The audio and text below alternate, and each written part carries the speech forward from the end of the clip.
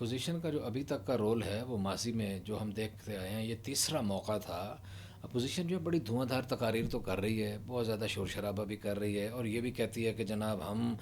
Sugar پہ یہ کر دیں گے، یہ ہو گیا، شوگر مافیا نے کر دیا، رپورٹ آئی اور کچھ بھی نہیں کیا گیا۔ تقریروں کی حد تک بہت اچھا، بہت خوبصورت تقریریں ہیں، کانوں کو بڑی بھلی لگتی ہیں۔ مہنگائی کے اوپر بھی بڑا اچھا رونا روتے ہیں کہ ملک میں مہنگائی نے لوگوں کا جینا حرام کر دیا ہے، عوام کی بات ہے، عوام کو اپیل کرتی ہے، کانوں میں رس گھولتی ہے، بڑا اچھا لگتا ہے کہ درد دل سے بھرپور ہے۔ لیکن اسی طرح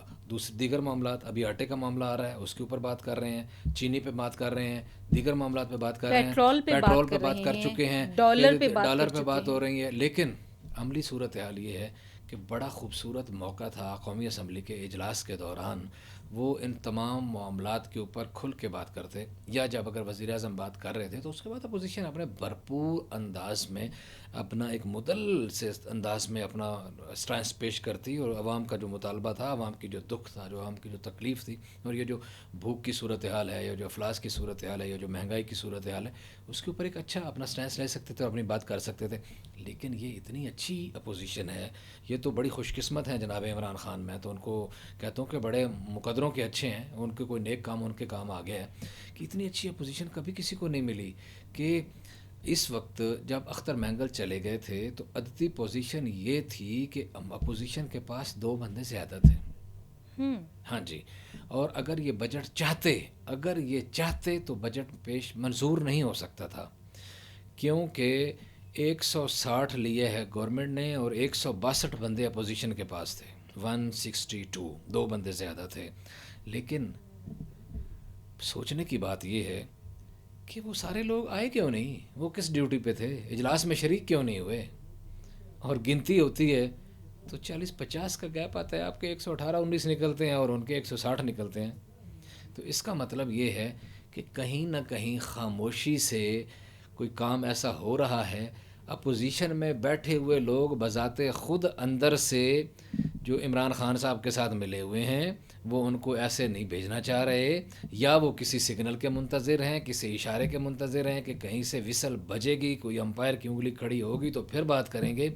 اس وقت عمران خان صاحب کو اگر کوئی پرابلم ہے تو ان کو اپنے دوستوں کی طرف سے ہے۔ دیکھیے اپوزیشن کہ کی طرف سے اپوزیشن سے نہیں، اپوزیشن صرف تقریریں ہی کر رہی ہے اور صرف وہ ایسے ہی خوبصورت الفاظ بیان کر رہے جس سے میں نے بات شروع کی ہے۔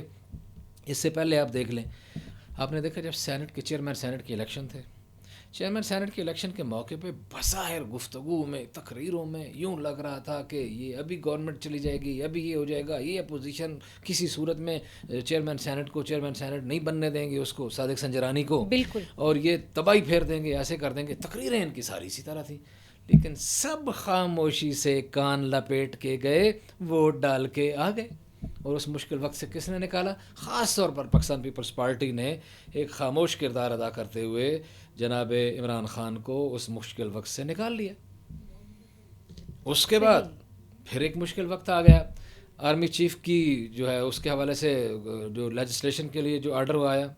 اچھا اس میں باہر بڑی تقریریں کر رہے ہیں، بڑی باتیں کر رہے ہیں، ایکسٹینشن نہیں ہونی چاہیے، یہ رول آف لا کے خلاف ہے، یہ آئندہ کے لیے مثال بن جائے گی، پھر جو بھی آگے آئے گا وہ اس طرح کرے گا، اس طرح کرے گا، وہ اس کو لازمی طور پر کم از کم 2 سال لے جائے گا ایکسٹینشن کی۔ ہم نے یہ نہیں ہونے دینا۔ لیکن سب کان لپیٹ کے گئے، خاموشی سے ووٹ ڈالا اور واپس آ گئے۔ اور یہ اب تیسرا موقع تھا۔ اب تیسرے موقع پہ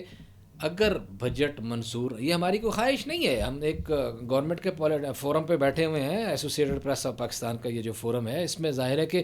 گورنمنٹ کے سٹینس کی بات ہوگی، لیکن یہاں ہم یہ نہیں چاہ رہے کیونکہ ہماری ول ہے یا ہماری کوئی خواہش، یا ناہید کی خواہش ہے یا علی رضا الوی کی کوئی خواہش ہے کہ عمران خان چلے جائیں، یہ بات نہیں ہے۔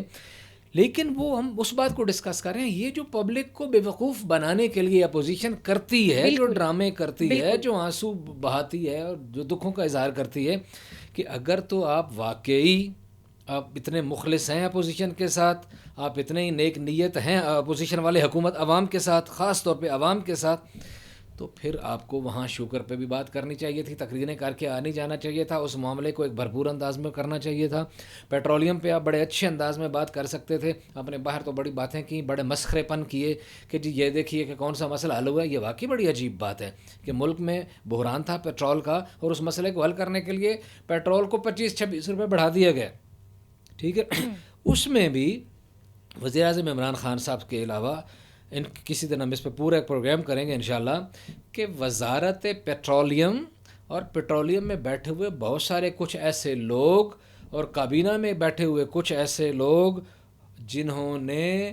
اربوں روپے کمائے ہیں، اربوں روپے کی جنہوں نے دہاڑی لگائی ہے اس پیٹرولیم میں، وہ کون کون سے لوگ ہیں وہ چھپے ہوئے نہیں ہیں، اب وہ آن دا ریکارڈ چیزیں آ چکی ہیں اور پتہ ہے کہ جنہوں نے یہ دہاڑی لگائی ہے اور عوام کو چونا لگایا ہے. اور ان کو عمران خان کو تو اس بات سے کوئی غرض نہیں ہے. عمران خان کو بطور وزیر اعظم ان میں 100 نقائص ہوں، ان کو انداز سیاست سے ہمیں اختلاف ہو سکتا ہے، ان کے انداز گفتگو سے ہو سکتا ہے، ہمیں ان کا چہرہ کسی کو اچھا نہ لگتا ہو سکتا ہے،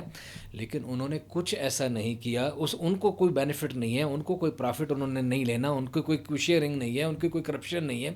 یہ تو وہ لوگ ہیں جو درمیان میں دہاڑی باز ارد گرد بیٹھے ہوئے ہیں، اور خاص طور پر وزیر اعظم عمران خان جس کا خود مافیا کا ذکر کرتے ہیں. تو یہ بات اس نے کل بلاول بھٹو زرداری نے بڑے یہ بالکل ٹھیک اٹھائی. انہوں نے کہا اس بات کا بھی جائزہ لینے کی ضرورت ہے کہ کیا واقعی وزیر اعظم عمران خان خود مافیاز میں تو نہیں گھرے ہوئے،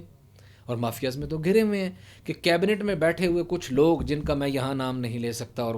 کئی جگہوں پہ میں نام لے چکا ہوں اس وقت موجود جو ہیں، انہوں نے پیٹرول میں بھی دہاڑی لگائی ہے، انہوں نے اس سے پہلے انرجی کے معاملے میں بھی دہاڑی لگائی ہے، اور ابھی انہوں نے آٹے پہ بھی دہاڑی لگانی ہے، وہ تیاری کر کے بیٹھے ہوئے ہیں اور ٹھیک ٹھاک موٹی تگڑی دہاڑی لگا رہے ہیں. اپوزیشن حالانکہ عددی اعتبار سے اپوزیشن بہت تگڑی اور بڑی مضبوط اپوزیشن ہے عددی اعتبار سے. وزیر اعظم عمران خان تو بالکل سادہ اکثریت سے وزیر اعظم بن گئے، اور یعنی 4-6 سیٹوں سے وزیر اعظم بنے ہیں نا، ان کے پاس تو کوئی عددی اکثریت تھی ہی نہیں. اتنی کم تعداد والا وزیر اعظم اتنا طاقتور اس لیے تھا کہ اس کے اپنا ایک تو نیک آدمی تھا. نیک کا مطلب یہ ہے کہ کرپشن، مالی کرپشن میں کم از کم ان کا نام نہیں لیا جاتا تھا.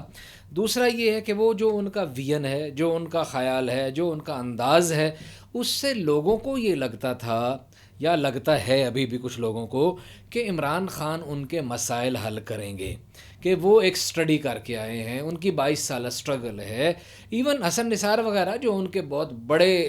سپورٹر تھے اور وہ سب سے پہلے جنہوں نے لکھنا شروع کیا، اور بہت سارے نام میں گنوا سکتا ہوں،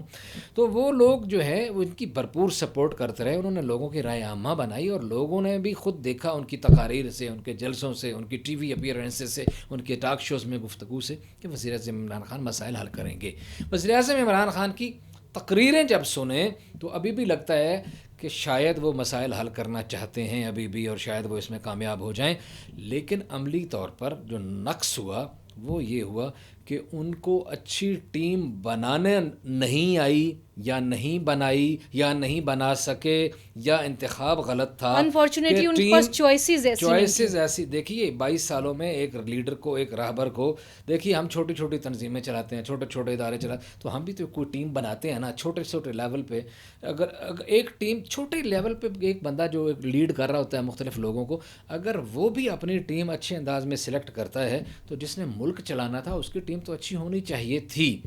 ٹیم کا ان کو نقص آیا. لیکن اپوزیشن کی جو بات آپ نے جو سوال کیا، اپوزیشن کو کہیں نہ کہیں سے مجھے لگتا ہے کہ کوئی نہ کوئی ان کی دوغلی پالیسی ہے. وہ تنقیدیں تو کرتے ہیں، وہ رولے تو ڈالتے ہیں، وہ شور شرابہ تو کرتے ہیں، وہ لوگوں کو اپیل کرنے والی گفتگو تو کرتے ہیں، لیکن عملاً کچھ نہیں کرتے. جہاں ان کو پریکٹیکلی ثابت کرنا ہوتا ہے کہ اس سے عوام کو فائدہ پہنچ سکتا ہے، وہ کام نہیں کرتے. اس لیے پھر بدقسمتی سے یہ کہنا پڑے گا کہ اس کا عمران خان کی ٹیم کو اس کا